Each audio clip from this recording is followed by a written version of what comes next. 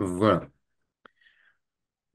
En tout cas, bonjour à toutes et à tous. Merci de votre présence pour ce webinaire. Où l'idée là, c'est effectivement de pouvoir vous présenter Diagoriante, qui nous sommes, et au final, ce que nous, on a conçu, ce qu'on a pensé comme usage possible au sein des lycées professionnels et donc là, dans le cadre euh, des bureaux des entreprises. Et donc, voilà, comment est-ce que vous pouvez l'utiliser avec les élèves afin de pouvoir les aider aussi bien sur des thématiques orientation, mais aussi sur la recherche éventuellement de PFMP et j'en passe. On verra que ce webinaire va se décomposer en plusieurs phases, hein. Une première phase un peu plus contextuelle où voilà, je vais au moins présenter notre structure et ce que l'on fait. Et on découlera après, bien sûr, euh, sur une présentation de la plateforme afin de pouvoir voir au final les différents services qu'elle, qui la composent. Et ensuite, on va voir en fait des modules plutôt pédagogiques que l'on a conçus et qu'on a testés hein, dans des lycées afin de voir comment est-ce que vous pouvez, vous, éventuellement, vous les approprier. euh, pour l'accompagnement des élèves. Pour débuter, je me présente. Je suis Florent Debuc et je suis responsable déploiement et partenariat pour la startup Diagoriant. Effectivement, je parle de startup parce qu'on a un format un petit peu particulier. On est une startup du ministère du Travail et notre mission aujourd'hui, c'est effectivement de pouvoir proposer euh, un service public numérique qui permet bah, d'analyser au final ses expériences pour pouvoir aider à tout à chacun à identifier ses ressources pour pouvoir s'orienter et s'insérer professionnellement. Voilà, c'est une très longue phrase, mais justement, on verra ensemble comment est-ce qu'on va pouvoir la décomposer et au final, qu'est-ce qu'on va pouvoir en faire avec. Petit retour en arrière. Diagoriant a vu le jour, Diagoriant en tout cas est né à l'issue d'une réponse à un appel à projet lancé par la DGEFP, Délégation générale de l'emploi et de la formation professionnelle. Et pour le coup, c'était en 2018.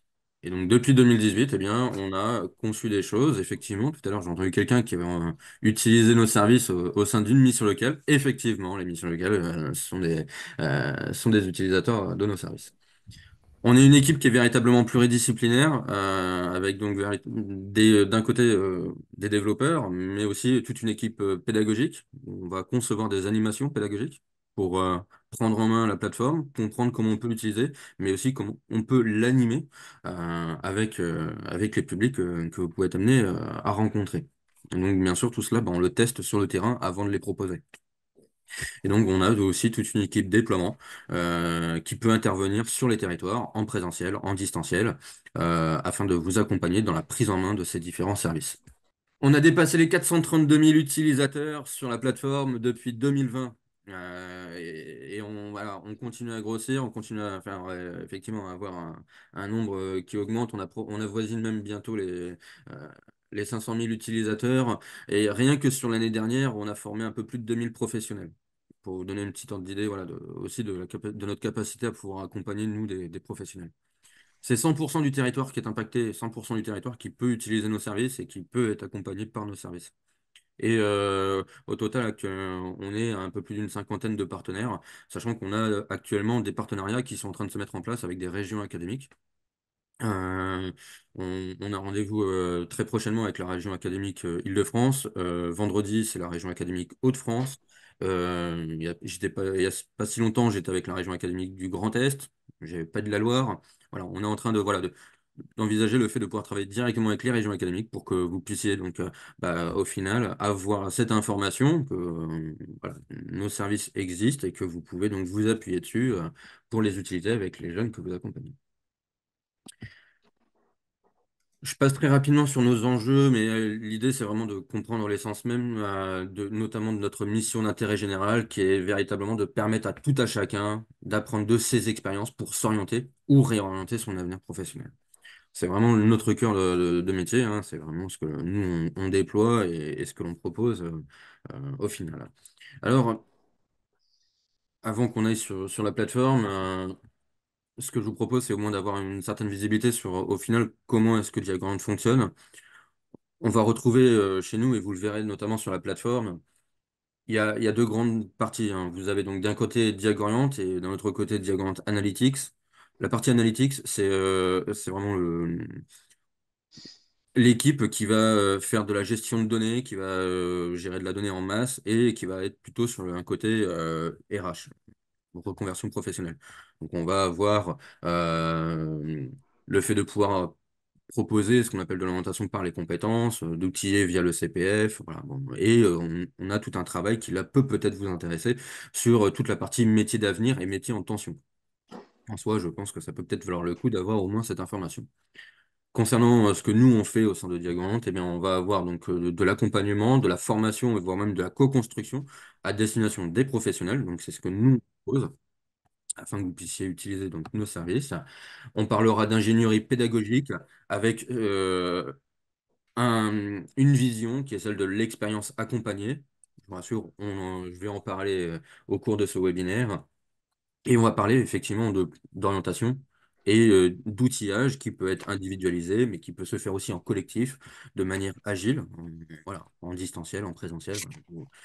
Tout cela, bien sûr, peut être complètement adapté en fonction voilà, des accompagnements et encore une fois de la manière d'accompagner que vous pouvez avoir de vos établissements.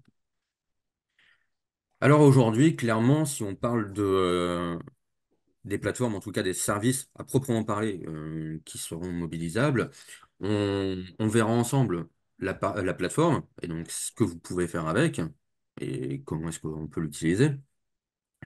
Mais à destination des professionnels, nous, on va mettre spécifiquement à disposition une plateforme pro qui est véritablement là pour pouvoir accompagner, pour pouvoir suivre ce qui a été fait là pour le coup, par le jeune, afin de pouvoir éventuellement le conseiller, le guider. Je sais pas, on parlera tout à l'heure du CV, et ben voilà, ça pourrait être par exemple des conseils sur l'élaboration du CV.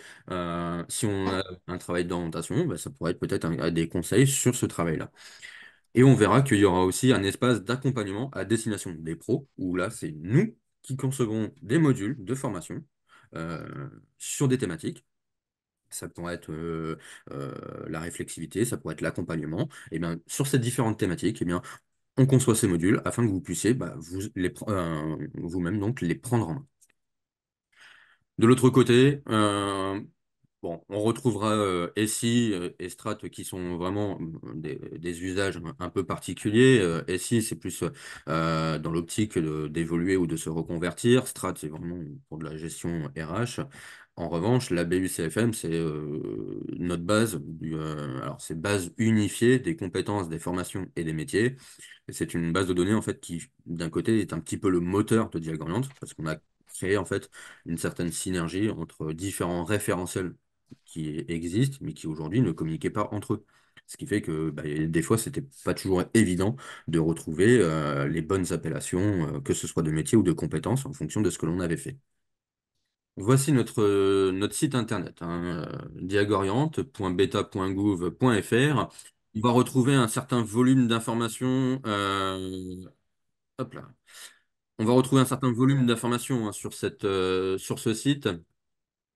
Euh, en déroulant, eh bien, on va retrouver donc les différents services, donc Diagrand plateforme qu'on va voir ensemble, Diagrand Pro qui sera accessible d'ici début du mois prochain, grand maximum. Nos développeurs sont déjà sur le coup, ils sont en train de faire le maximum. Vous voyez qu'on a même une version dédiée pour le collège, qui est d'ailleurs à la base notre toute première version de Diagrand. Et on va retrouver en bas notamment ressources pédagogiques et se former. Se former, c'est ce qui c'est ce qui vous a permis de vous inscrire à ce webinaire. Et pour le coup, ressources pédagogiques, c'est véritablement l'espace dans lequel on va nous mettre toutes les ressources à disposition. Toutes les ressources que l'on a créées et qui sont là pour pouvoir animer des temps pédagogiques avec les élèves, en collectif ou en individuel, parce qu'on a conçu les deux systématiquement afin que vous puissiez, comme là on le voit, hein, en individuel ou en collectif, afin que vous puissiez bah, utiliser voilà, le format qui correspond à ce que vous réalisez pour le coup comme accompagnement. Si toutefois je veux faire un focus plus particulier sur les usages en lycée professionnel, vous voyez que dans les offres, à l'heure actuelle, on a décliné une offre particulièrement dédiée donc, au lycée. Sur cette offre, eh bien, on va retrouver voilà, les grandes notions qui nous paraissaient intéressantes à pouvoir vous proposer au vu de ce que nous, on fait comme service. C'est de pouvoir, dans un premier temps, construire les bases d'un choix d'orientation éclairé. Et donc, pour pouvoir faire cela, eh bien, on va proposer des animations pédagogiques. Des animations pédagogiques que l'on a conçues en partant d'un standard qui était que en lycée, une heure de cours, en réalité, elle dure plus 40 minutes. Et donc, en partant de ce postulat, eh bien, on a conçu les choses ainsi. Et on est allé dans différents lycées, des lycées ici sur les Hauts-de-France, mais aussi sur la région parisienne, parce qu'on a été notamment à Clichy faire passer notamment des tests RIASEC à des élèves. Et donc, on va retrouver, là, par exemple, adopter une démarche réflexive pour construire son orientation. Donc, c'est vraiment avoir ce regard introspectif sur ce que l'on a déjà fait. Euh, Parce que d'un côté, ça permettra de prendre aussi un tant soit peu confiance en soi, voir que l'on fait un peu plus de choses que ce qu'on imagine. Ça permettra d'analyser son environnement avec les intérêts, de travailler sur le rapport à l'activité, à l'aide des valeurs. Bon, voilà. Il y a un certain nombre voilà, de notions qui sont ici. On retrouvera un atelier plus sur de la TRE, donc la technique de recherche d'emploi ou de recherche d'opportunités, en fonction de comment est-ce qu'on envisage les choses, avec bien sûr de la création de CV, l'identification de ses compétences et bien sûr une recherche d'opportunités concrètes. Donc voilà. Et là, c'était sur l'expérimentation, le fait d'expérimenter des situations de travail et savoir donc les analyser. L'idée, voilà, à travers ce que l'on propose, c'est effectivement d'outiller au final le jeune afin que ce qu'il vit lui serve véritablement pour son choix d'orientation. L'idée, elle est véritablement là. Sachant qu'on sait qu'il y a des jeunes qui peuvent avoir peut-être un souhait de réorientation, euh, ou toutefois, voilà, qui souhaiteraient pouvoir se lancer éventuellement en alternance, ce qui est toutefois possible aussi. Je vous laisserai, je vais vous glisser le lien dans le chat de Zoom, comme ça vous pourrez aller le consulter. Hop, voici. Alors au final, la plateforme, eh bien, la plateforme, quand vous souhaitez y accéder, sachant que c'est un espace qui est nominatif, qui est personnel, eh bien, chaque jeune que vous pouvez être amené à accompagner va se créer son espace. Pour y accéder, eh bien, vous avez en haut service, diagramme de plateforme, et là, vous avez accéder au service. Ça vous ouvre une interface. Alors, lorsque ce sera votre première connexion, on vous demandera de vous identifier. Alors, si vous avez déjà un espace sur cette version de Diagonante, eh bien, vous pouvez vous connecter. Si vous n'avez jamais eu d'espace sur cette version, il faudra bien sûr vous créer un espace avec le bouton donc inscription qui est en dessous. Une fois que vous êtes inscrit, que vous êtes connecté, vous avez donc cette interface. Cette interface où on va retrouver donc 6 microservices qui vont d'un côté fonctionner indépendamment les uns des autres, mais on a quand même créé des liens pour éviter les doubles saisies notamment, faciliter le travail. Alors, avec brio, on va plutôt parler d'une cartographie, valoriser ce que vous avez déjà fait et donc valoriser notamment les compétences que l'on a mobilisées dans ce que l'on a réalisé. On pourra ici créer des CV. Et là, donc, vous verrez que on a cette possibilité voilà, de faciliter la rédaction du CV, parce que pour nous, le plus important, c'est pas le temps qu'on passe pour faire un CV, c'est même plutôt le temps qu'on passe en amont de la rédaction du CV, donc, ce que l'on fait notamment sur Brio. On pourra ici parler plutôt d'évaluation des compétences transversales, même si toutefois je le mets un peu de côté, parce que ça nécessite de prendre en main un référentiel en particulier.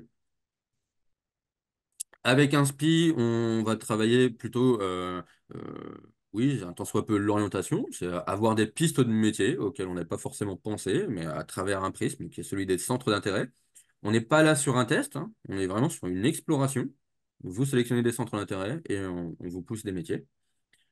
On pourra utiliser des tests. On a un test RIASEC que l'on a adapté et qu'on a conçu en partant des lycées. Donc, on pourra bien sûr vous le proposer.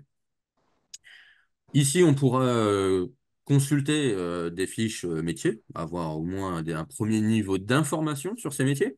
L'idée étant que, bien sûr, derrière, la représentation du métier, on se la fait en allant autant que possible sur le terrain. Donc, on pourra faire le lien avec Postule. Alors, concernant Brio, eh bien, si je le refais dans l'ordre, eh bien, avec Brio, eh bien, on va pouvoir ajouter donc nos expériences. Alors là, j'ai déjà moins renseigné pas mal d'expériences. Lorsque ça sera votre première connexion, eh bien, on va vous proposer, voilà, d'ajouter, déjà dans un premier temps, ou de sélectionner dans un premier temps, un type d'expérience que vous souhaitez valoriser. Alors, on est complètement conscient que pour un public jeune lycéen, on peut avoir une expérience professionnelle de stage ou éventuellement de job étudiant, éventuellement, en fonction de l'âge qu'ils peuvent avoir et des stages éventuellement qu'ils ont réalisés, mais on va retrouver majoritairement des expériences qui vont être peut-être personnelles ou des expériences dans l'univers du sport, de bénévolat. Si toutefois je m'intéresse moi à la dimension personnelle, eh bien on va retrouver toutes ces thématiques-là, qui sont en fait des activités du quotidien, voire même des activités qui peuvent être de l'ordre du hobby, voire de la passion. Des choses qu'on fait tous, hein, ni plus ni moins, en fait, au final. Parce qu'on va retrouver le fait de s'occuper de sa famille, bah, ça peut être le fait de garder son petit frère, sa petite sœur, son neveu, sa nièce, le fait de faire à manger, le fait de, voilà, la mobilité, le jeu vidéo, la programmation, le numérique, la photo, les réseaux sociaux, et j'en passe. Et ben, dans toutes ces thématiques, dans tous ces domaines d'expérience, eh bien, on a fait un certain nombre de choses. Et ben, c'est ce que l'on a fait qui ont mobilisé des compétences. Alors, si toutefois, moi, je prends la cuisine, eh bien, on peut, si on le souhaite, contextualiser l'expérience. Alors, pour les expériences personnelles, c'est un peu paradoxal, mais là, pour le coup, on estime que c'est pas forcément toujours pertinent de contextualiser en fait l'expérience personnelle, parce que, vu on l'a fait potentiellement au quotidien. Maintenant, donc, cette expérience-là, on la voit de manière assez généraliste, assez générale, hein, ça englobe beaucoup de choses, eh bien, on va pouvoir en fait la décomposer. Et donc, on va parler donc d'activités. Là, bah, je vais sélectionner des activités. Alors, bien sûr, on n'est pas obligé d'avoir tout fait. Moi, je sélectionne tout, mais voilà, en fonction des personnes, il y a peut-être une partie des choses qu'on a fait, pas tout. Toutefois, si vous vous apercevez que dans la liste, il y a des choses qui ont été faites par le jeune mais qui ne sont pas dans la liste, ce qui est complètement possible, et ben à ce moment-là, il ne faut pas hésiter, vous pouvez en ajouter vous-même à la main. Et en fait, ça vient alimenter la base. On constatera qu'en fait, eh bien, lorsque l'on a réalisé ces différentes activités, eh bien, on a mobilisé des compétences. Là, pour le coup, on va parler donc de compétences qui sont purement techniques, parce que bah, là, c'est l'appellation qui est comme ça. Et on verra qu'il y a aussi toute une dimension compétences transversales, qui là, pour le coup, vont être pas mal recherchées par les employeurs. Euh, on a pu voir, hein, c'est qu'il y a quand même pas mal d'employeurs qui nous disent nous, ce qu'on veut, c'est que bah, ils fassent éventuellement preuve de curiosité, qu'ils soient capables de communiquer à l'oral ou à l'écrit, voilà, qu'ils soient capables de respecter les règles, etc. Et pour la partie plutôt technique, eh ben, c'est nous qui allons le former. Donc là, en tout cas, on a des éléments de langage, du vocabulaire, de la grammaire professionnelle qu'on peut donc valoriser. Là, on a donc notre expérience, hein, on a une vue déjà voilà, qui permet voilà, de prendre conscience qu'au final, bah, une expérience, on peut peut-être mettre un peu plus de mots dessus, et bah, on va pouvoir l'ajouter, voilà, valider en tout cas. Une fois que c'est fait, eh bien, en fait, elle vient s'ajouter ici aux autres expériences qu'on a déjà renseignées au préalable, si on a déjà renseigné. Et au plus vous allez ajouter d'expérience, et au plus ça sera intéressant de pouvoir après changer d'onglet et de passer dans vos compétences.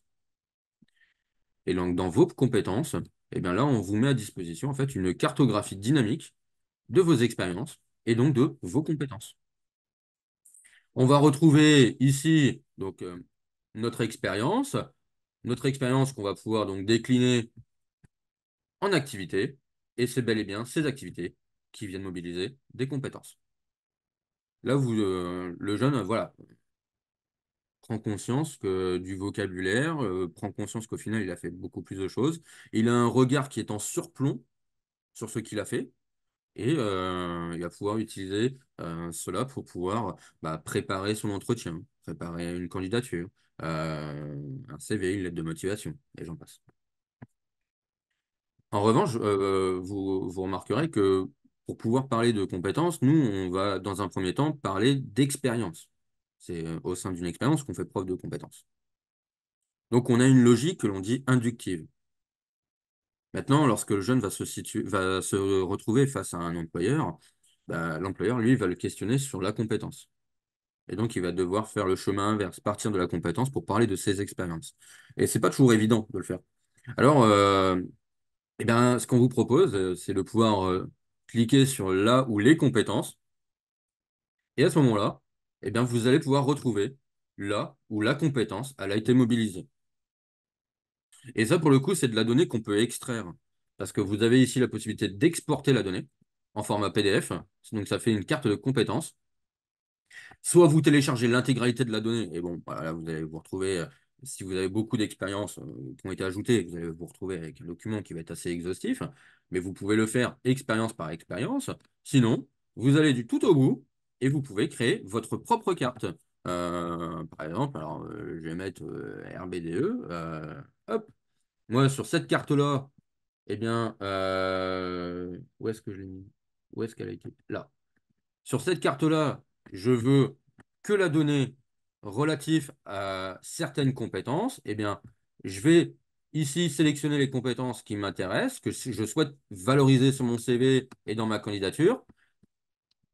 Hop. Et là, donc, j'ai la possibilité d'extraire la carte de compétences qui ne va concerner que les items que j'ai téléchargés.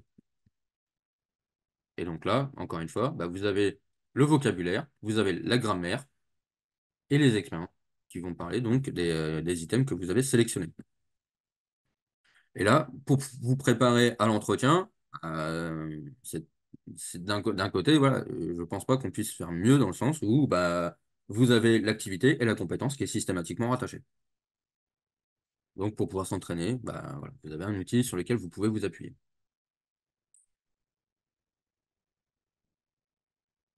Pour chacune des expériences, et notamment lorsque les jeunes peuvent faire éventuellement des PFMP ou lorsqu'ils ont réalisé des stages avant, des stages au collège, alors hop, j'entends les personnes qui se connectent.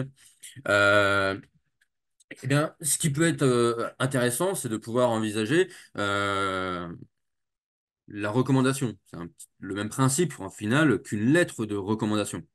La lettre de recommandation, Oui, voilà, oui, on d'accord. sait que ça peut avoir un pouvoir valorisant pour un jeune, ou même pour un moins jeune d'ailleurs. Mais on voit que un certain nombre de personnes que nous on rencontre, soit ne connaissent pas la possibilité de demander ce type de document, soit se retrouvent face à des professionnels qui sont fortement occupés et qui n'ont pas forcément le temps de rédiger la recommandation. Alors nous, on le fait de manière dématérialisée pour justement gagner du temps. Et donc, ici, avec le bouton recommandation, eh bien, vous pourrez, sur les expériences notamment voilà, de stage et autres, faire une demande de recommandation. Et pour le coup, vous sélectionnez l'expérience, vous mettez le prénom et le nom, ça pourrait être le tuteur de stage, ça pourrait être l'employeur, chez qui le jeune a fait son stage et chez qui ça s'est bien passé. On pourrait mettre l'adresse mail on peut mettre l'adresse mail du professionnel en question. Un petit message ici qu'on va pouvoir personnaliser. Et, hop. Et pour le coup, quand vous cliquez sur valider, vous avez un mail qui part automatiquement de chez nous, avec dans le corps même du mail la possibilité de valider la recommandation et d'ajouter un commentaire. Et ça, c'est quelque chose qu'on peut faire apparaître si on le souhaite sur le CV. Donc au final, voilà, vous valorisez vos expériences, mais vous avez une valorisation de l'expérience aussi par une autre personne, par ce qu'on appelle donc un tiers de confiance. Donc voilà sur Brio. Brio, c'est vraiment un travail de réflexivité. C'est vraiment un travail voilà, qui permet voilà, de reprendre conscience au final de ce que l'on a fait et des compétences que l'on a mobilisées pour pouvoir le faire. Euh, on a des annexes pédagogiques qui permettent voilà, d'animer ce type d'atelier et de pouvoir appréhender donc ces différentes notions. Hop, hop là. J'accepte en même temps les personnes qui nous rejoignent, hein. Excusez-moi. À l'issue du travail notamment sur Brio, eh bien, on va pouvoir se servir de ce qui a été fait pour adapter et créer donc des CV. Là, pour le coup, voilà, pour pouvoir en faire une PFMP, pour pouvoir s'insérer éventuellement ou postuler pour une éventuelle alternance, eh bien, ça peut être intéressant d'en avoir un. Eh bien, là, ici, vous pourrez donc inviter les jeunes que vous accompagnez au sein des différents lycées à faire donc des CV. Des CV avec une approche par compétences, mais vous verrez que, en fait, nous, on reste dans une démarche qui est éducante, mais avec la puissance du numérique, eh bien, on va faciliter la rédaction du CV. Alors, on ne va pas l'auto-générer, mais il y aura une partie qui peut être auto-complétée. On aura la possibilité, dans un premier temps, donc d'ajouter une photo sur l'écran précédent. Ici, on va pouvoir choisir un modèle parmi les différents que l'on propose. Pour chaque modèle, vous avez une palette de couleurs. Alors, effectivement, hein, pour le coup, voilà, on met un petit peu d'esthétisme, mais pour le coup, nous, on reste convaincus que le plus important dans le CV, ça reste quand même le fond, l'information qu'on met dedans. Après, bien sûr, voilà, c'est notre vision et vous avez totalement le droit de retravailler les CV sur un autre éditeur de CV. Et une fois cela passé, eh bien, vous avez ici sur la gauche donc un template de CV et sur la droite, eh bien, un menu qui va vous guider étape par étape dans la réalisation du CV. Alors, on va donner quelques astuces, quelques conseils. C'est vraiment des choses que tous les professionnels qui animent des ateliers CV vont systématiquement répéter. Ben, en fait, on va appuyer vos propos, ni plus ni moins. On va pouvoir préciser le métier ou le poste que l'on vise. Si c'est pour une PFMP, ben, ça serait peut-être une appellation de métier en particulier, mais si c'est en réponse à une offre d'alternance, ce serait peut-être l'intitulé de l'offre d'alternance pour le coup. Hop, on pourra rajouter des éléments de description. Alors, ça pourrait être une phrase d'accroche, ça pourrait être des réalisations que l'on a faites au cours des expériences antérieures, des choses qu'on souhaite mettre en avant. Vous êtes libre aussi, pareil, hein, de compléter cette partie-là. On va pouvoir ajouter des éléments d'information. Alors, c'est vraiment des informations plutôt personnelles afin de pouvoir être recontacté. Donc, on parlera de l'adresse mail, on parlera du numéro de téléphone, mais on ne va pas systématiquement imposer le fait de renseigner son adresse postale. On sait que dans certains cas, ça peut être un facteur de discrimination. Voilà, on évite de le favoriser. En revanche, on sait que dans certaines situations, c'est nécessaire de la renseigner pour notamment justifier d'une certaine mobilité. Euh, eh bien, ici, dans les autres informations utiles, vous pouvez rajouter les éléments qui vous paraissent pertinents.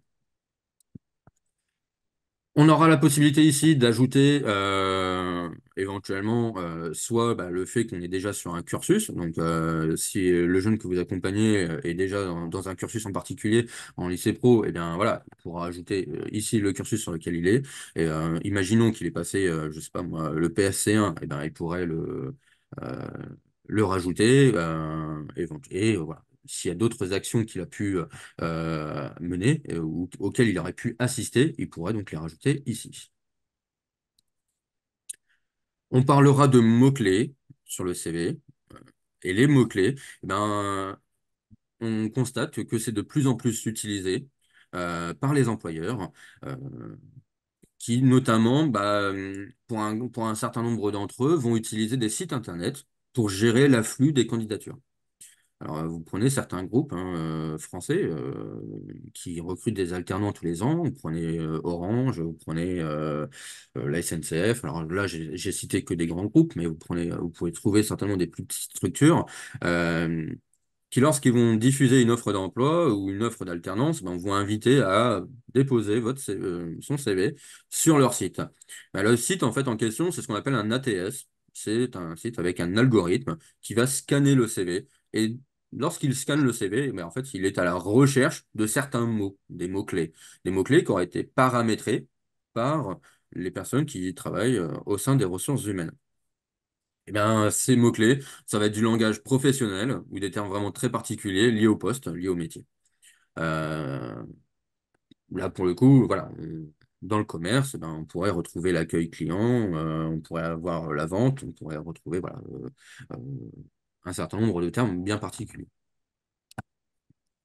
Et on va arriver donc à la partie où on va ajouter nos expériences. Et là, pour le coup, vous voyez que toutes nos expériences qu'on a ajoutées sur Brio, on va les retrouver ici. Et vous allez pouvoir eh bien, sélectionner votre expérience. Ici, vous sélectionnez les activités que vous souhaitez faire apparaître. Et vous pouvez l'ajouter donc à votre CV. Pareil pour les autres expériences que vous avez vécues, qu'elles soient professionnelles ou personnelles, vous avez la liberté de pouvoir choisir. Alors, j'ai volontairement sélectionné une expérience là, qui est donc une expérience professionnelle, mais sur laquelle j'ai une recommandation, afin de vous présenter en fait comment ça apparaît. Donc déjà, on voit que là, la recommandation, on voit qu'il y en a une qui a été validée et elle apparaît ici. Si je clique dessus, eh bien, ça me met expérience recommandée sur mon CV. Et la recommandation, elle apparaît en dessous. Alors, c'est une deuxième page, oui, mais c'est une annexe. C'est pas une deuxième page de CV. C'est important de l'avoir en tête. Et donc, bah, c'est quelque chose, effectivement, qu'on peut joindre en annexe à son CV.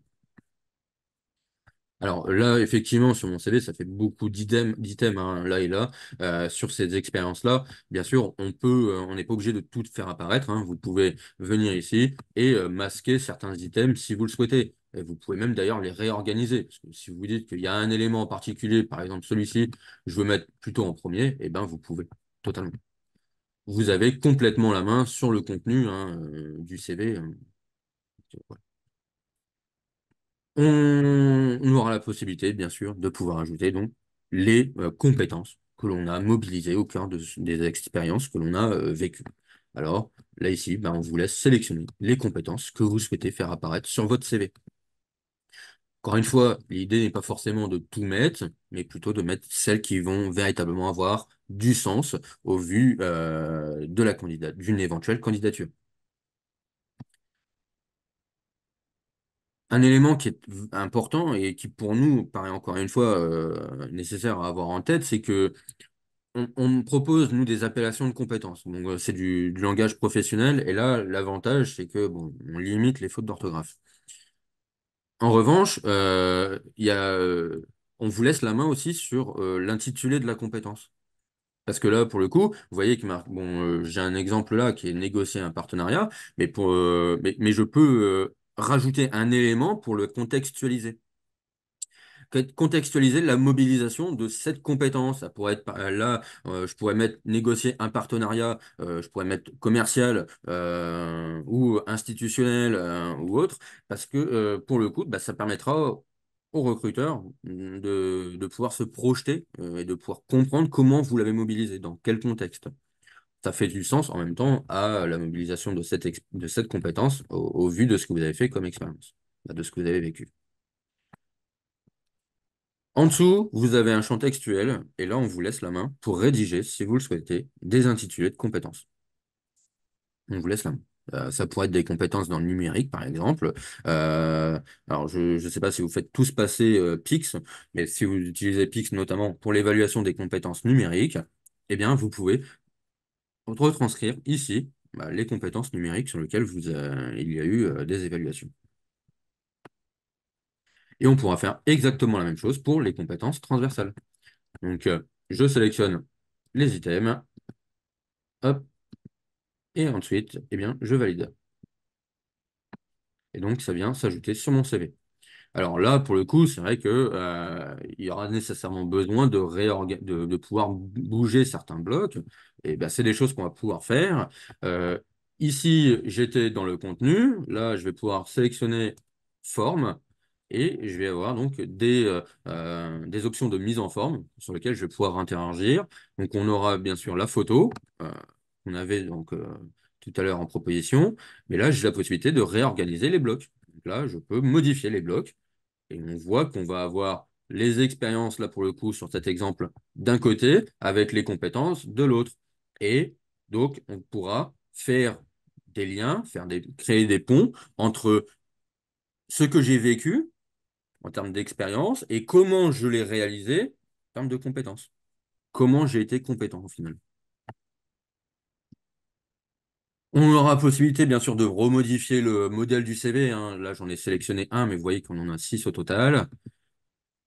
On pourra remodifier, si on le souhaite, la couleur, sachant que, petite information pour la couleur, ce ne sont que des couleurs qui sont pastel. Et bah, l'avantage, c'est qu'on peut l'imprimer en noir et blanc et ça reste lisible. Contrairement aux CV qui sont hyper colorés, avec des couleurs bien vives, mais qui, une fois imprimés en noir et blanc, deviennent complètement illisibles. De plus, les ATS n'aiment pas trop les CV hyper colorés et avec beaucoup de logos. Ça, voilà, ils n'aiment pas trop. On aura une option sur la rédaction du CV qui sera sur la police d'écriture. Alors, il y a une réalité, c'est que nous, sur l'intégralité du site, euh, on a en fait la police d'écriture Atkinson, qui est une police qui est un petit peu plus facile à lire et que l'on utilise dans certains cas pour des personnes qui souffrent d'un trouble dyslexique. Pour le coup, c'est quelque chose qui est vécu, c'est du vécu dans le sens où moi, mes deux fils aînés sont dyslexiques. Et sur leur ordinateur, j'ai installé cette police d'écriture. Effectivement, ça facilite un petit peu les choses. On voit que la forme des lettres n'est pas tout à fait la même, que l'espace entre les lettres n'est pas tout à fait le même. Donc voilà. Sinon, vous avez la possibilité d'utiliser l'une des deux autres polices d'écriture qui aura plutôt un impact sur la taille du texte sur la page. Une fois que vous avez fait cela, eh bien, votre CV je vais dire, devient un tant soit peu opérationnel. On pourra donc l'utiliser pour candidater. Vous pouvez donc bien sûr le télécharger afin de pouvoir le transmettre. Sinon, en cliquant sur CV, eh bien, vous retrouverez en fait votre CV parmi les autres que vous avez conçus. Et donc, bah, voilà. Alors, nous, on ne stocke pas des CV, on stocke la donnée qui permet de créer des CV. Une chose qui vous permettra, encore une fois, et qui permettra à l'élève de gagner du temps dans l'adaptation du CV, bah, c'est le fait de pouvoir le dupliquer. Donc, on permet en fait de créer une copie du CV afin juste d'adapter les quelques items qui seraient à modifier. Bien sûr, vous pourrez donc bien sûr les télécharger, les supprimer, les renommer si vous le souhaitez, voilà, à votre convenance. Donc voilà un petit peu ce qu'on peut faire spécifiquement en tout cas sur le CV. Je ne rentre pas plus dans le détail, mais voilà, si vous avez des questions, je serais ravi de pouvoir y répondre. Je vois d'ailleurs une question dans le chat de Zoom, peut-on garder ou archiver les CV? Alors effectivement, ce que j'indiquais ici, je pense que ça répond en bonne partie à votre question. Si toutefois, voilà, le choix du format est également possible. Alors, non, le choix du format, non, parce que lorsque vous téléchargez les CV, ils sont en format PDF. Word, en fait, étant un format qui appartient à Windows, on ne peut pas. En revanche, il existe des outils qui permettent de basculer un document d'un format PDF vers un format doc. Et pour le coup, on a déjà testé et ça fonctionne très très bien. C'est-à-dire, la mise en page n'a pas complètement sauté, tout est exploitable et vous pouvez tout changer, en tout cas, si vous le souhaitez, le côté esthétique du CV. Tout le monde peut s'inscrire sur ce site. Effectivement, c'est un service public numérique et donc tout le monde peut s'inscrire. Vous pouvez vous-même vous inscrire sans problème. Et, au contraire, je vous inviterai même à vous inscrire pour pouvoir essayer. Est-ce que vous avez des questions gratuitement? Effectivement, oui, oui, oui, c'est un service public, donc oui. Est-ce que vous avez des questions sur les deux premiers services que l'on vient de voir, Brio et donc CV? Est-ce qu'il y a des choses, voilà, des interrogations particulières ou non? N'hésitez pas, hein, si vous avez la moindre question, voilà, encore une fois, je suis là pour pouvoir vous répondre.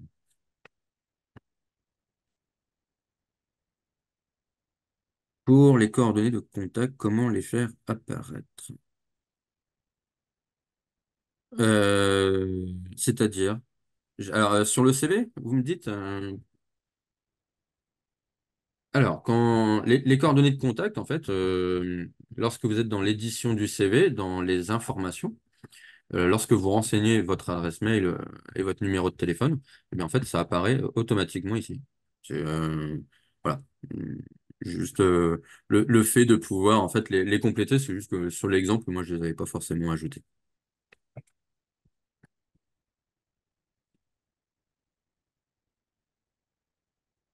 Voilà pour cette partie. Voilà, en tout cas sur ces services-là en particulier. Je vous propose qu'à ce moment-là, donc effectivement, on puisse passer donc à Inspi et donc à une partie qui serait plutôt tournée orientation. Et pour le coup, donc, ce que nous on propose, vous avez deux choses. Vous avez ici en discutant, et donc là, on va être sur un chatbot. C'est un chatbot qui va proposer des centres d'intérêt. Et on va pouvoir utiliser ce chatbot pour faire un certain nombre de choses. La première, on peut l'utiliser pour pouvoir tout simplement avoir des pistes de métier. C'est possible et c'est l'usage principal qui en est fait. Mais avec les animations pédagogiques que l'on a conçues, vous verrez qu'on peut utiliser le chatbot pour travailler sur la représentation que l'on a des métiers. Parce qu'on a tous une idée de ce que c'est, des différents métiers qui peuvent nous entourer. On a tous une idée de ce que c'est qu'un. Alors, je vais prendre des cas peut-être un petit peu plus concrets, mais vous prenez le métier de plombier, vous prenez le métier d'électricien, de mécanicien, de vendeur en magasin, d'avocat et autres. Voilà, on a tous une idée de ce que c'est que ces métiers. En tout cas, on a une représentation de ces métiers. Et ben, avec le chatbot, on peut l'utiliser pour pouvoir travailler sur ces représentations-là. Et ça nous permettra en même temps de constater qu'un même métier, en tout cas un même centre d'intérêt, peut se retrouver dans plusieurs métiers. C'est une réalité. Là, pour le coup, si toutefois mon idée, l'idée là est plutôt d'avoir donc des pistes d'orientation, des pistes de métier, ce que je vais faire, c'est que je vais sélectionner le centre d'intérêt qui me parle le plus. Alors, que je l'ai déjà fait ou non d'ailleurs, hein. Et j'ai pas besoin de me sentir compétent pour le sélectionner. Par contre, je peux me dire, si toutefois ça, c'est quelque chose qui peut m'intéresser, à ce moment-là, je le sélectionne. Et là, on vous en repropose 9. Les 9 qu'on vous propose ici n'ont pas forcément, ne découlent pas forcément en fait, du premier. Alors, vous aurez trois centres d'intérêt qui vont, par exemple, là, les trois là, vont être en lien avec le premier, mais vous remarquerez que les six autres, pas du tout. Mais c'est volontaire. C'est pour éviter en fait d'avoir une logique d'entonnoir. Pour éviter en fait au final d'enfermer quelqu'un et un jeune en fait dans une case. Préfère ouvrir des portes plutôt que d'enfermer. Alors, eh ben, là, ici, je me dis, travail en collectif. Hop, j'en sélectionne un troisième. Et là, en fait, nous, à partir du troisième centre d'intérêt, on est capable déjà de vous faire des propositions. Alors, ça reste que des pistes, hein. C'est pas de l'orientation très très fine, mais au moins, ça donne matière à réflexion. Et au moins, on peut se poser la question de savoir, est-ce que j'ai déjà pensé à ce métier? On pourra sélectionner un niveau d'accès. Alors, le niveau d'accès, c'est le niveau d'accès du métier. C'est pas forcément le niveau d'études de la personne, du jeune actuellement. Sachant que, quoi qu'il arrive, à chaque fois que vous sélectionnez un niveau, vous aurez tout le temps en fait, les propositions des niveaux inférieurs, des niveaux infra. Alors, je peux sélectionner niveau Bac plus 2. Et donc là, on voit que j'ai des propositions. Et je peux même afficher plus de propositions, parce qu'on n'en propose pas que 4 au final. On en propose bien plus. Donc là, vous avez des propositions. Après, il sera nécessaire, bien sûr, d'investiguer hein, et d'aller chercher de l'information sur ces métiers pour voir au final si ça correspond à ce que j'ai envie de faire. Alors là, pour le coup, eh bien, je vais prendre celui-là, direction de magasin de grande distribution, ou voilà, qui est un qui est parmi la liste, dans la liste. Et quand je clique dessus, eh bien, vous avez une fiche d'information. C'est le même principe qu'une fiche de France Travail, fiche Rome. La seule chose, c'est qu'on l'a un tant soit peu condensé pour se focaliser vraiment sur l'essence, le niveau d'information essentiel. Là, l'idée, c'est d'avoir voilà, un premier niveau d'information. On va avoir des informations assez généralistes. En dessous, on trouvera des éléments de conditions de travail. Là, ce sont les appellations des métiers qu'on peut retrouver dans ce domaine professionnel. Et on va retrouver ici de la statistique. La statistique sur l'ensemble du territoire. Parce que là, pour le coup, là, c'est sur le bassin parisien, mais je peux filtrer et avoir, là, pour le coup, les Alpes-Maritimes, etc., etc. Donc, vous pourrez bien sûr sélectionner votre département. Euh, alors, similaire à Parcouréo, oui et non, dans le sens où Parcouréo a une logique de parcours, alors que nous, non. Et l'approche, en fait, est un tant soit peu différente. Mais on connaît très très bien Parcouréo, parce qu'on connaît aussi très bien les fondateurs. Euh, Vous avez donc de la statistique. La statistique que vous avez là, en fait, elle vient d'une mission interministérielle qui s'appelle Insert Jeune. Et donc, bah, ça nous permet d'avoir le nombre d'offres qui étaient à pourvoir sur les départements au cours du troisième trimestre, là, pour le coup, 2023. On a le salaire brut indicatif dans ce domaine professionnel, les types de contrats et les tailles d'entreprise qui ont recruté dans ce domaine. Ce qui en soi permet déjà en fait, d'avoir un premier niveau d'information pour constater la viabilité du projet, un tant soit peu. Ça nous permet donc de pouvoir avoir un premier niveau d'info. On va pouvoir, si toutefois, encore une fois, on souhaite aller un petit peu plus loin, on pourra aller consulter d'autres fiches. On va retrouver dans le service Quid les métiers donc qu'on a vu via notre sélection de centres d'intérêt, mais on pourrait, si on le souhaite, ici consulter le catalogue. Et là, vous avez l'intégralité. C'est un peu plus de 300 appellations de domaine professionnel, mais c'est 11 500 appellations de métier. Ça vous laisse voilà, de large choix. Et tout à l'heure, je l'ai évoqué. On a donc dans l'équipe Diagonal Analytics, nous avons des chercheurs qui travaillent sur les métiers d'avenir et les métiers en tension, afin de les lister et de pouvoir donc proposer cette information. Ici, vous avez donc la liste des métiers d'avenir que nous, on a identifiés. Et cette liste-là, on la met à disposition notamment de France Travail, qui la retrouve sur leur site, mais on met à disposition aussi des régions et des régions académiques afin de voilà, d'informer voilà, de l'existence de cette liste et donc des besoins qu'il va y avoir dans ces domaines professionnels. Ça peut, encore une fois, être une source d'information intéressante à exploiter, éventuellement donc avec les jeunes qui n'auraient pas forcément une idée bien précise, bien arrêtée sur ce qu'ils souhaitent faire. On retrouvera le service postule. Merci BMO. Alors, oui, besoin de manœuvre, on connaît bien, mais voilà, on ne travaille plus de nous sur la BMO. En revanche, voilà, ce que je vous ai présenté, c'est vraiment un travail que nous, on a fait. C'est vraiment notre équipe de chercheurs qui l'a réalisé pour le coup. Donc, concernant Postule, euh, on a en fait dans Postule regroupé un panel très large d'opportunités. Des opportunités qui sont concrètes et qui sont géolocalisées. Et c'est là l'intérêt. On va parler ici de stages en entreprise, ça peut être de la PFMP, alors, on parle aussi de PMSMP en fonction des domaines professionnels, en fonction voilà, des, des accompagnements. Mais ce sont des entreprises, en fait, qui sont allées s'enregistrer sur un site qui s'appelle Immersion Facilité.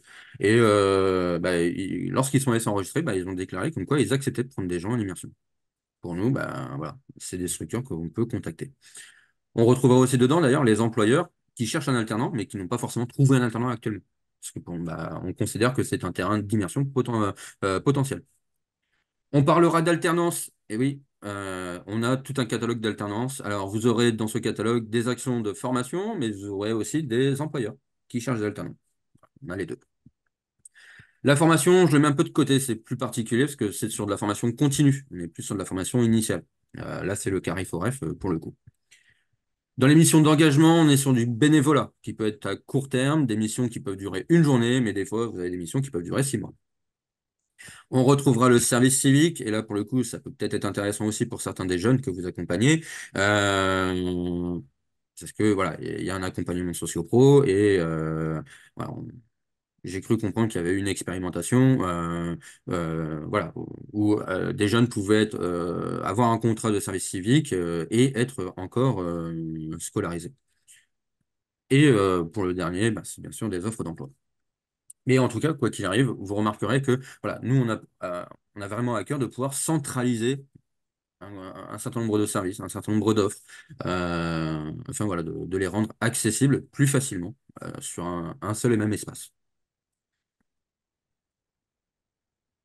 Si vous souhaitez, on va regarder ensemble pour les opportunités, hein. Comme ça sera peut-être plus sympa. Moi, je cherche par exemple le métier de boulanger. Bon, alors pour le coup, pour ma part, je suis du côté de Lille, dans les Hauts-de-France. Je vais mettre un rayon autour de chez moi. Et là, on va voir que l'on a des employeurs. Et là, pour le coup, cet employeur-là, je peux le contacter. Je peux compléter, si je le souhaite, ici le formulaire ou je peux directement me rendre directement de l'employeur sur place afin de pouvoir donc lui proposer voilà, mes services au cours d'une PFMP éventuellement. On pourra aussi contacter les structures. Hop, si je remets le même secteur d'activité, euh, hop, et que je remets la même localité, hop là. Vous avez ici donc des actions de formation. Donc là, on voit qu'il y a les coordonnées hein, de l'organisme. Euh, non, c'est une formation. Là, on a une entreprise. Et pour les entreprises, vous voyez que vous avez même la possibilité de candidater directement. Vous pouvez prendre le CV que vous avez fait juste avant sur le module CV, le sélectionner, hop, l'ajouter donc ici, rajouter quelques éléments si on le souhaite au niveau du message, préciser son numéro de téléphone afin d'être recontacté, et vous pouvez l'envoyer. Et là, vous avez contacté directement l'employeur. Alors, qui met à jour les informations de la plateforme? Alors, ça dépend lesquelles. Ça dépend quelle information. Si on parle des informations que vous avez uniquement sur Postule, les informations, c'est directement les structures. C'est-à-dire que ici, ça sera immersion facilitée et la bonne alternance, qui est donc un service de la mission interministérielle pour l'apprentissage. Donc, pour l'alternance, pareil, donc c'est la mission interministérielle pour l'apprentissage. Pour la formation, donc là, c'est le Cariforef. Les missions d'engagement, ça vient de jeveuxaider.gouv. Le service civique, c'est l'Agence nationale du service civique. Et pour la partie emploi, bon, c'est France Travail, les emplois de l'inclusion, choisir le service public. Et on est en train d'essayer de travailler avec d'autres job boards. Mais bon, voilà, c'est un peu plus particulier pour le coup. Mais donc, vous voyez qu'au final, voilà, ce sont les entreprises ou les structures qui vont s'enregistrer sur ces sites-là. Et donc, nous, on consomme en fait la donnée de ces sites en temps réel, dans le cadre de partenariats que l'on a avec eux.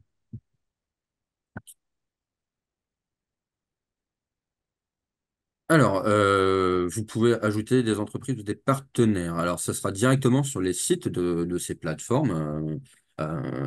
Vous pouvez inviter effectivement des partenaires à référencer leur entreprise. Par exemple, sur Immersion Facilité, hein, hop, vous leur donnez le lien de ce site, Immersion Facilité. Alors, effectivement, on parle davantage de PMSMP, mais c'est parce que voilà, euh, c'était à la base.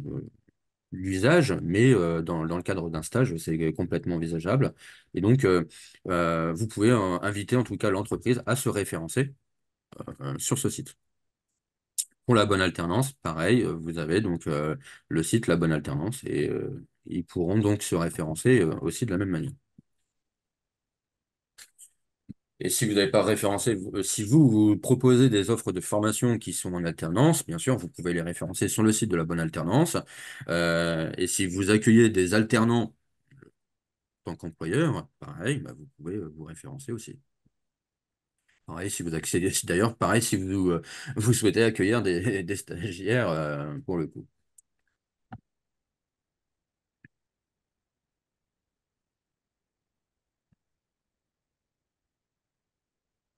Est-ce que j'ai répondu en tout cas à l'ensemble des questions pour le moment sur ce que l'on a vu sur la plateforme? Est-ce qu'il y a d'autres questions?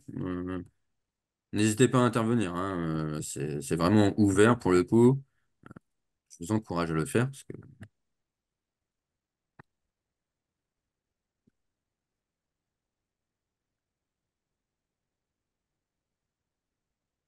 le site Immersion. Alors, le site, c'est immersionfacile.beta.gouv.fr. Je mets le lien dans le chat de Zoom si vous le souhaitez. Hop là. En tout cas, vous pouvez inviter les entreprises à s'enregistrer sur ce site. Il n'y a pas de quoi. Donc voilà, de manière assez large au final, les services sur la plateforme. Et donc là, voilà, pour le moment, je ne parle pratiquement que de services. On a conçu donc une offre bien particulière donc à destination des lycées professionnels. Je vous l'ai montré sur le site, mais là, on l'a détaillé.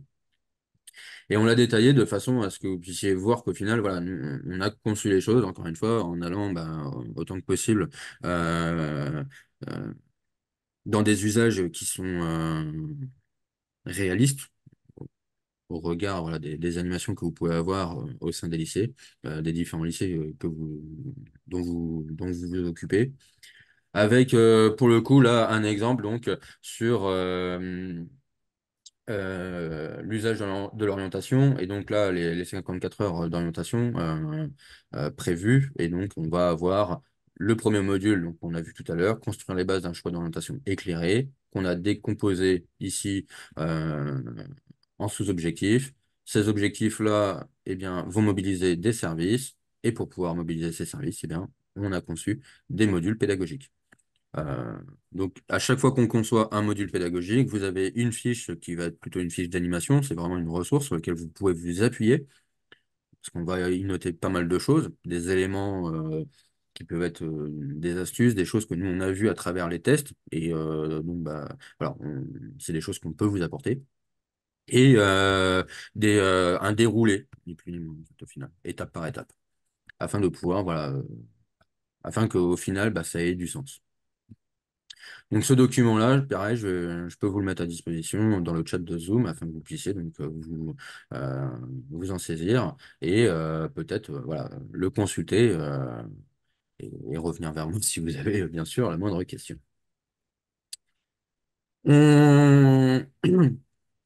Allez, on va regarder. Hop, allez, si je prends le premier service tout à l'heure, le premier service dont je vous ai parlé, c'était Brio.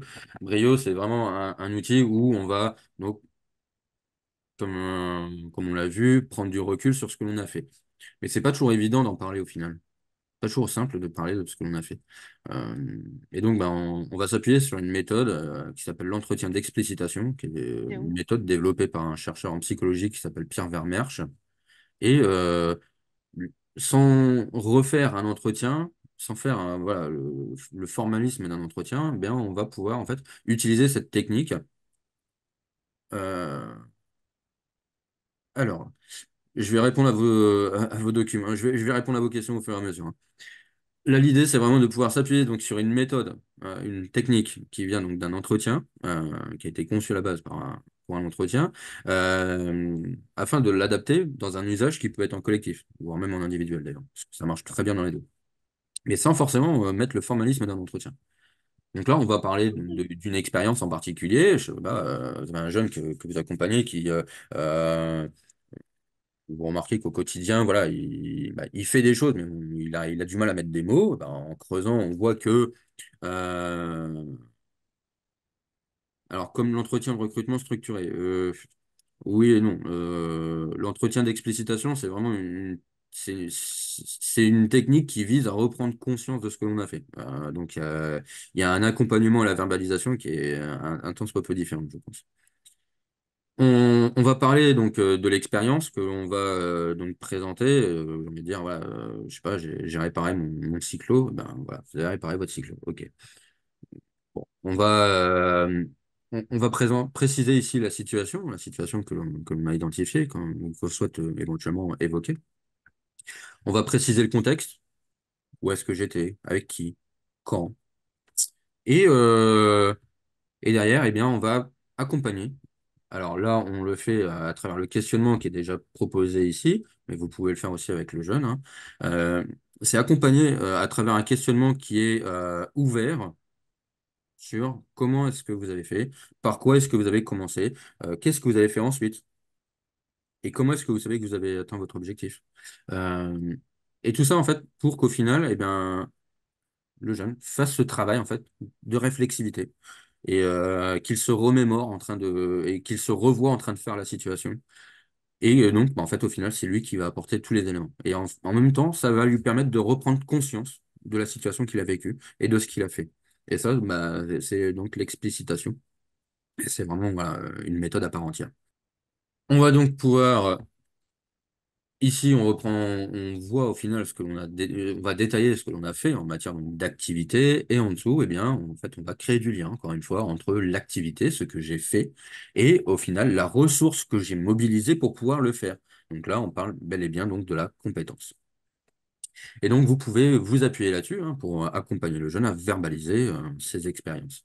Et, voilà, c'est fait, ça a été conçu pour. Vous avez sur la deuxième page d'ailleurs des exemples qu'on vous propose afin voilà, de faciliter peut-être ce travail.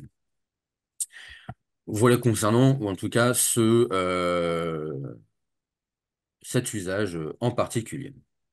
En tout cas, ce module en particulier, sachant que dans les ressources pédagogiques, vous retrouvez cette animation. Vous avez l'intégralité. Hein, avec, vous avez la ressource qui est ici, mais vous avez aussi la fiche qui permet voilà, de s'approprier au final cette animation réflexive sur l'explicitation donc d'une expérience. Encore une fois, hein, pour les ressources, je le reprécise, vous avez ici ressources pédagogiques et vous avez là donc les différentes ressources que l'on met à disposition. Vous n'avez, tout n'est peut-être pas forcément ici. Alors, vous en avez une partie qui est ici et vous aurez une partie des ressources qui va arriver prochainement. Et donc, celle que j'étais en train de présenter, c'était celle-là, Brio. Alors, en collectif ou en individuel, parce que les deux, pour le coup, sont sensiblement les mêmes.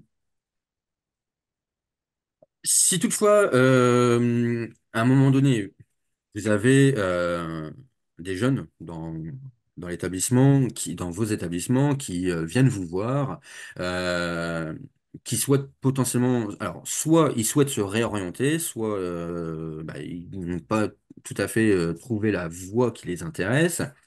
Eh bien, vous avez effectivement donc un SPI sur lequel vous pouvez vous appuyer, mais vous pouvez utiliser le RIASEC. Alors, le riz à sec, je vais détailler un tant soit peu de quoi il s'agit. Le riz à sec, c'est un test psychométrique. C'est un test qui est validé scientifiquement. On a élaboré ce test en allant dans un lycée, dans un lycée donc, sur la région parisienne pour le coup. Alors, une partie sur la région parisienne, une partie sur les Hauts-de-France. Euh, c'est un test dans lequel on va avoir une série de questions avec à chaque fois donc deux centres d'intérêt. Et je vais donc polariser, plus d'un côté ou plus de l'autre. Tous les items qui ont été, que vous avez là, par exemple, réparer un vélo électrique ou mixer des morceaux de musique, c'est des items que des jeunes nous ont donnés. C'est pas nous qui les avons créés. Donc on est vraiment parti des jeunes. Au moins, ça leur parle. Et là, vous allez pouvoir donc leur permettre d'avoir une évaluation des profils d'intérêt qui sont dominants chez eux. Ça permettra de pouvoir avoir donc derrière, encore une fois, donc des propositions de métiers. Ce que nous on fait et ce que l'on propose, et c'est ce que l'on a fait notamment à Clichy, c'est que, eh bien, quand vous faites le test, on ne regarde pas tout de suite le résultat. Parce que l'idée, c'est pas en fait de subir le résultat. L'idée, c'est plutôt en fait de se l'approprier. Et donc, eh ben, entre le moment où je passe le test et le moment où je consulte le résultat, eh bien, vous avez une phase sur laquelle eh bien, on vous propose de verbaliser sur, encore une fois, ces centres d'intérêt, voir au final s'il y a des éléments qui les ont marqués à travers le fait de répondre au questionnaire et de voir au final si toutefois bah, ils se l'approprient et ils se reconnaissent en fait euh, dans ces différents profils. Donc il y a toute une démarche et donc ça, bien sûr, cette démarche, nous, on la transmet. On peut utiliser, si on le souhaite, ce modèle. C'est un modèle voilà, RI à sec, donc chaque lettre en fait est l'initiale en fait d'un profil d'intérêt, donc le R pour réaliste, I pour investigateur, A pour artistique, S pour social, E pour entreprenant et C pour conventionnel.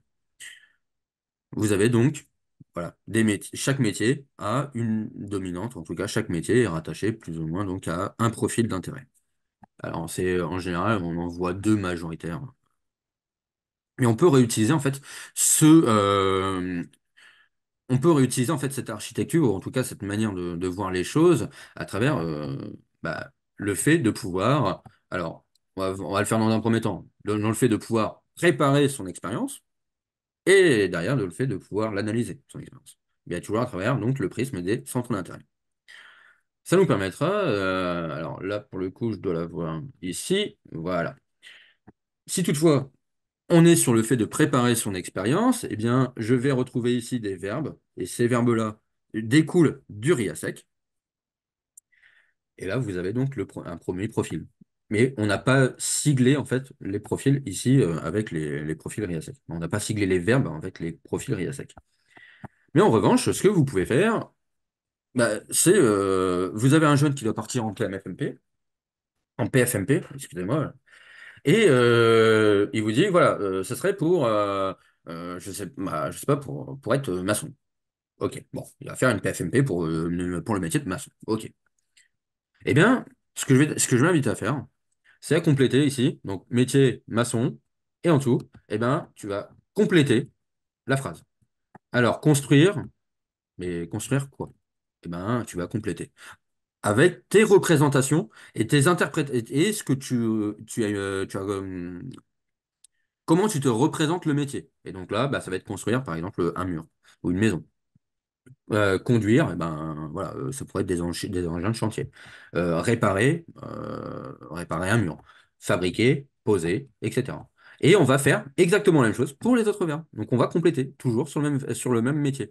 Alors, ce qui sera logique, et ce qui va forcément ressortir, c'est que, eh ben, il y a certains verbes, par exemple enseigner, là pour le coup c'est pour le métier de maçon, soigner, ben, on ne trouvera pas forcément en fait de complément. Mais c'est normal. C'est voilà, il faut pas s'inquiéter. Et pour le coup, une fois que vous avez complété ici les différents items, eh bien on va d'une certaine manière, les évaluer, faire une pré-évaluation. On va dire, OK, mais avant l'expérience, bah, construire une maison, ouais, ça m'intéresse. J'ai envie. J'aimerais même bien le faire. Et donc, bah, je vais mettre plus plus. Ça, vraiment, voilà. Euh, Conduire un engin de chantier, ouais, bon, ça peut être marrant, mais bon, voilà. Bon, juste plus.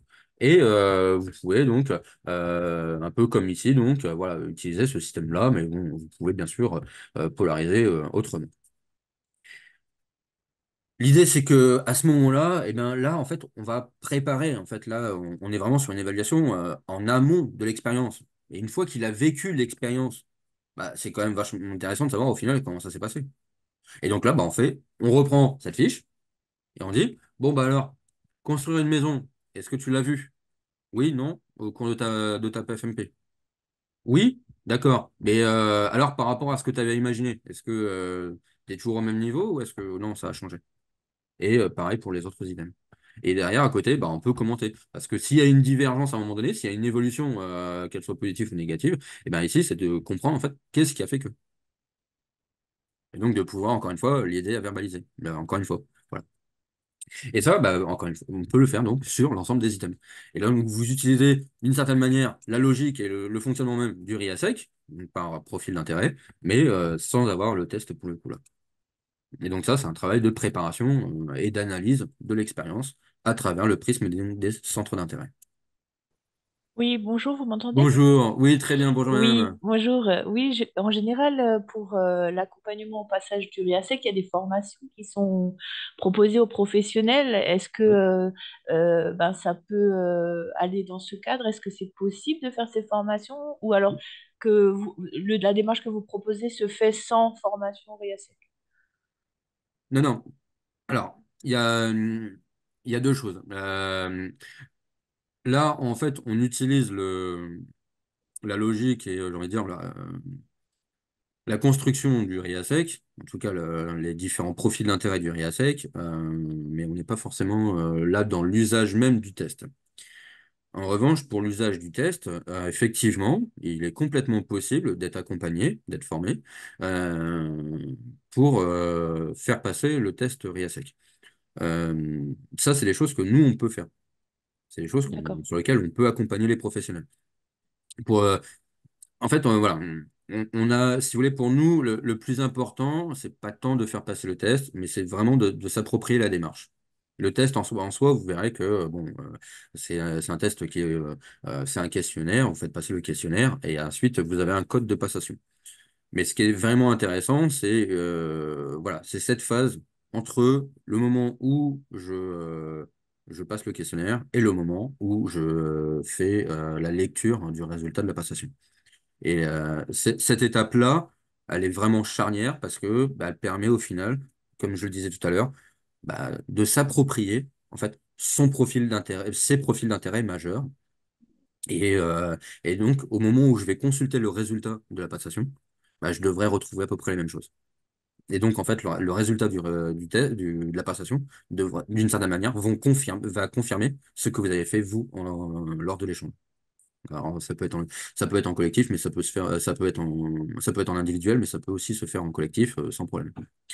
Euh, J'espère en tout cas avoir répondu à vos questions. Oui, merci. Merci à vous. Bonjour, c'est vraiment très intéressant. J'ai marqué lors du type d'activité avec les élèves en bac pro, les difficultés verbalisées par manque de vocabulaire. Est-il possible, par exemple, pour les items proposés, exemple compétence de lister du vocabulaire et de l'expliciter afin de faciliter? Oui, tout à fait. Alors, c'est complètement possible. Et pour le coup, alors je sais. Bah, effectivement. Alors, vous pouvez faire sous forme de nuage de mots, mais vous pouvez aussi, voilà, vous servir en fait, voilà, par exemple, de cette annexe-là, dans lequel bah, on va en fait créer de l'association entre le verbe d'action et le complément, afin de constituer une compétence. Donc, on pourra voilà, interagir comme ça. Et en fait, au final, ça va nous permettre de comprendre au final comment on écrit une compétence, comment on la rédige et comment derrière, bah, on va aussi l'interpréter parce qu'on verra que une compétence peut être mobilisée dans plein d'expériences et des fois, il n'y a pas forcément de lien de causalité entre ces différentes expériences. Euh, Si vous prenez par exemple accueillir, euh, euh, accueillir, alors bon, oui, accueillir des clients. Bon, accueillir des clients, c'est vrai qu'on aura tendance à le voir dans l'univers du commerce, mais bon, on peut toujours accueillir des personnes. Et accueillir des personnes, on peut le faire aussi bien dans l'insertion, dans l'orientation, on peut le faire au collège, vous pouvez le faire dans la police, vous pouvez le faire partout et donc dans le commerce. Donc au final, on va vite se rendre compte que bah, voilà, il y a des compétences qu'on va retrouver dans plein de métiers. Et donc, bah, voilà, d'où l'idée aussi de pouvoir apprendre à mettre des mots dessus. Alors, c'est vrai que j'ai parlé que d'expériences professionnelles, mais on pourrait le retrouver aussi dans les expériences personnelles. Ça pourrait être accueillir un ami chez soi, par exemple. Euh, est-ce que vous souhaitez faire un retour à chaud pour l'instant de ce que vous avez pu voir et voilà, des usages potentiels qu'on a pu envisager là? Très Bah, pertinent, super, merci. Merci beaucoup. moi, pour ma part, ouais, Brio, c'est vachement intéressant en fait. Ça a bien évolué l'outil, ça, il a vachement, même vachement évolué l'outil. Et Brio, ouais, c'est hyper intéressant de pouvoir cartographier comme ça les expériences. Et puis, bah, c'est parlant en fait. Donc, ça peut être très utile. Très, Bah, très, merci très beaucoup. utile. Et vous avez donc été formé au RecTech?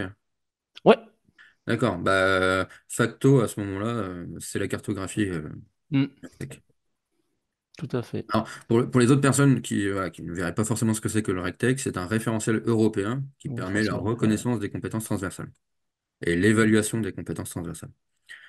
Mais encore une fois, pour ceux que ça intéresse, on reviendra dessus plus particulièrement en individuel. En tout cas, messieurs, dames, merci pour les retours hein, que j'ai dans le chat. Merci beaucoup. Euh, ok, très pertinent. Merci beaucoup. Excellent webinaire. Merci. Merci à vous. En tout cas, si vous n'avez pas d'autres questions, si j'ai pu répondre à tout, voilà. Si vraiment j'ai pu répondre à l'ensemble de vos remarques et autres, ben, j'en suis satisfait. C'était le principal. Si vous avez d'autres questions, vous n'hésitez pas et vous revenez vers moi. Alors, j'ai pas forcément accès moi à l'ensemble de vos adresses mail. Donc, si vous voulez éventuellement revisionner ce webinaire, il ne faudra pas hésiter à revenir vers moi. Merci à vous. Beau travail, merci beaucoup. Très bonne présentation et super outil. Merci beaucoup. Limpide, au top. hop, hop, hop, hop, hop, hop. Il y avait, hop là. Prise en main par Lou, mais je reviendrai vers vous. Oui, n'hésitez pas. Vous revenez vers moi. Vous verrez que voilà, le principe. Déjà, voilà, je vous invite à vous inscrire sur la plateforme et à tester la prise en main déjà de la plateforme. Et une fois que la plateforme est prise, après le reste, ça reste de la pédagogie. Et bon, voilà, je pense que ça devrait bien se passer. On vous envoie notre mail via l'invitation reçue. Alors, moi, je vous partage dans le chat de Zoom mon adresse mail et vous pouvez me faire parvenir un mail sur cette adresse mail-là pour le coup. Euh, à ce moment-là, moi, je vous répondrai. Hop là.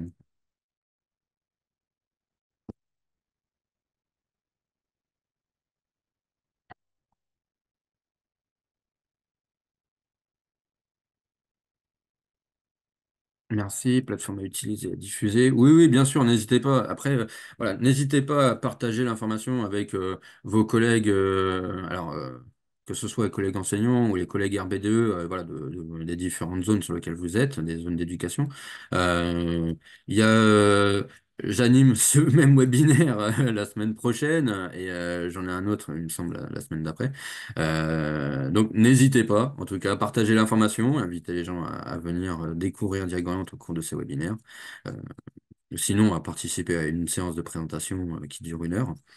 Quoi qu'il arrive, vous pouvez diffuser le message, vous pouvez partager mes coordonnées, et voilà, je me tiendrai disponible.